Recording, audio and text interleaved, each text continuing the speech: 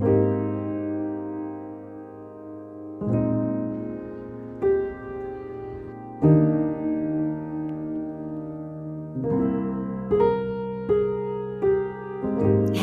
ça date de faire des vlogs.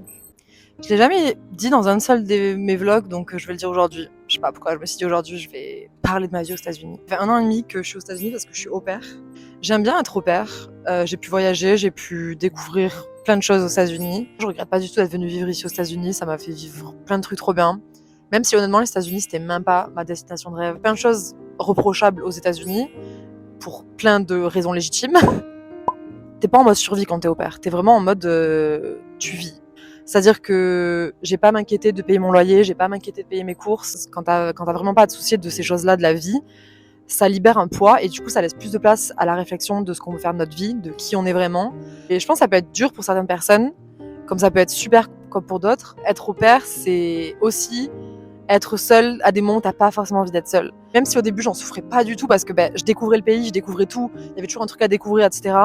Maintenant que j'ai un peu fait le tour parce que je suis restée dans la même famille et donc au même endroit, tes pensées un peu plus négatives, elles sont venues me hit en pleine face. Et je pense pas que c'est forcément quelque chose de mal parce que je pense que c'est normal et c'est la phrase bateau, mais c'est vrai que tout vient comme des vagues dans la vie, les hauts et les bas du coup. Et là j'étais sur ma petite vague haute là, je surfais, pimpais. Mais là, je suis redescendue du coup, et là, je suis dans le creux de la vague. Je sais que du coup, je vais remonter la vague, même PTDR. Écoutez-moi la philosophe là. J'étais en dep, franchement qu'on se le dise. Je vois une psy, parce qu'aussi quand t'es au père, tu peux avoir une aide. J'ai vécu une dépression quand j'étais plus jeune, et je pense pas que je suis aussi deep en dépression que je l'étais à ce moment-là, mais je pense sincèrement que quand t'as été en dépression pendant longtemps, je sais pas, j'ai l'impression que c'est un truc qui part jamais vraiment, c'est juste que t'apprends un peu à vivre avec. C'était peut-être un signe, mais mon micro a arrêté de fonctionner. Mais en gros, ce que je disais, c'est que je pense que c'est un peu un rite de passage de la vingtaine, de passer par une période de remise en question constante, de déconstruction en quelque sorte, et je pense qu'il faut y faire face sans essayer de repousser le négatif à tout prix. J'adore être aux États-Unis, je suis mais tellement reconnaissante d'être ici.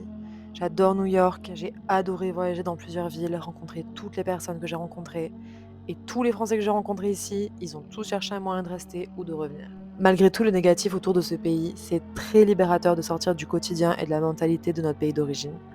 On se surprend à rêver plus, à s'écouter soi-même et non plus les jugements des autres.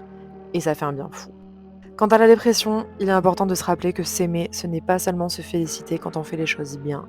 C'est aussi et surtout s'auto-soutenir quand on passe par les mauvaises périodes.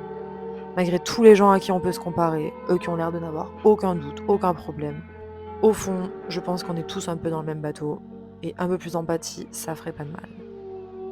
La remise en question, c'est, et si ce n'est, la chose la plus importante. Alors cette période de doute, il faut l'accepter et se dire que c'est loin d'être négatif. Du coup, mon micro il m'a lâché, j'ai envie de vous montrer mon outfit, vu qu'à la base je vous l'avais montré avec le micro.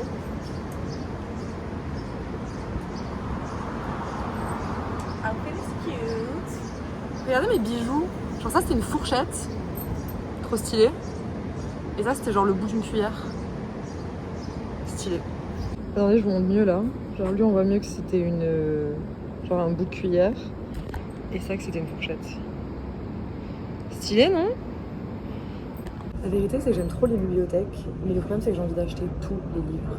Genre même là je vois un livre pile devant moi, Michelangelo and the Pope Ceiling. Je veux acheter. Sauf que je me suis fait une promesse, c'est que j'achetais plus de livres parce que vu que je suis au pair, accumuler des livres quand je vais devoir rentrer en France, t'as capté. Du coup, je vais à la bibliothèque et j'emprunte les livres. Déjà, j'avais oublié qu'on pouvait faire ça, trop bien. Si tu l'aimes plus, tu peux juste le rendre à la bibliothèque. Genre, t'as pas payé 22 balles un livre que t'arrives même pas à finir parce qu'au final, tu l'aimes pas. T'accumules pas. Ça, c'est cool. Mais sauf que là, je suis dans une librairie, l'erreur à pas faire en fait, parce que j'ai un vrai problème d'achat compulsif avec ça. Là, du coup, j'ai envie d'acheter tout.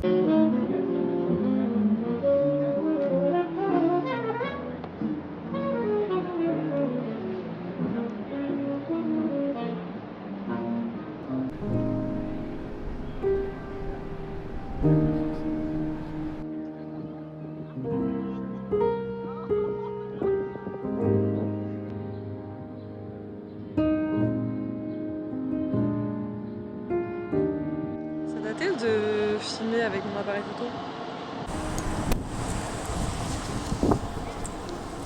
in New York. Entre temps, je suis rentrée chez moi. Et là, je vais manger en regardant la vidéo d'Atika.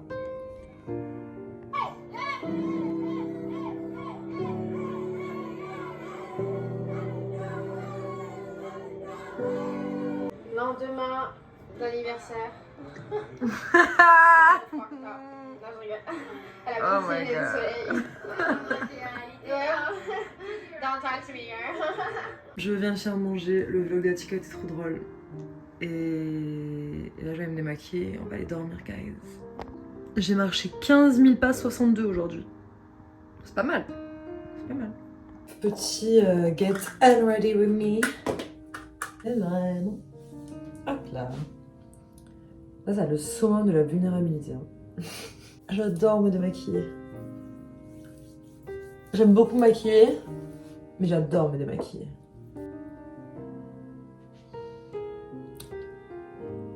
Rock and roll. Enfin bref, le vlog d'Atika, il est trop drôle. De toute façon, de manière générale, ces vlogs, ils sont trop bien. Mais je trouve que particulièrement les vlogs ensemble, ils sont hilarants. Je dis pas que c'est grâce à moi, hein, mais je dis juste que nous deux ensemble, on est très drôles.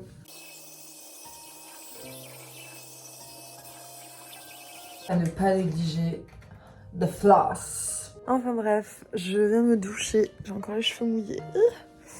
Le fin mot de l'histoire, c'est l'expérience d'au pair, c'est trop bien. Il faut aimer les enfants, franchement, et il faut avoir de la chance de tomber dans une famille avec des... Oh, j'ai la trace de mes lunettes. Dans une famille avec des enfants avec qui vous entendez bien, c'est super important, et ça, c'est vraiment pas à prendre à la légère. Moi, j'ai trop de la chance, je suis tombée sur une famille, je m'entends super bien avec les enfants et avec la house family de manière générale. Mais même si on s'entend bien avec eux, ça peut être compliqué des fois, donc c'est pour ça vraiment, genre... Prenez le temps d'apprendre à connaître la famille. J'ai aussi la chance d'habiter à l'étage de la maison, donc c'est un appartement. Donc j'ai vraiment mon propre espace toute seule, c'était pas toujours le cas, mais maintenant ça l'est. Donc ça aussi, mais game changer de ouf, genre je suis trop contente de ça. Et bref, voilà. Donc si vous avez l'occasion, je recommande l'expérience. Vous avez jusqu'à la veille de vos 27 ans, si je me souviens bien, pour vous inscrire. Si vous êtes dans cette tranche d'âge-là, c'est compliqué à dire. Franchement foncez et voilà, moi je vais aller dormir là. N'hésitez pas à aller regarder mes autres vlogs, il y en aura d'autres aussi.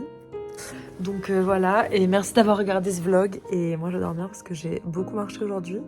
Donc là je suis éclatée, donc bonne nuit.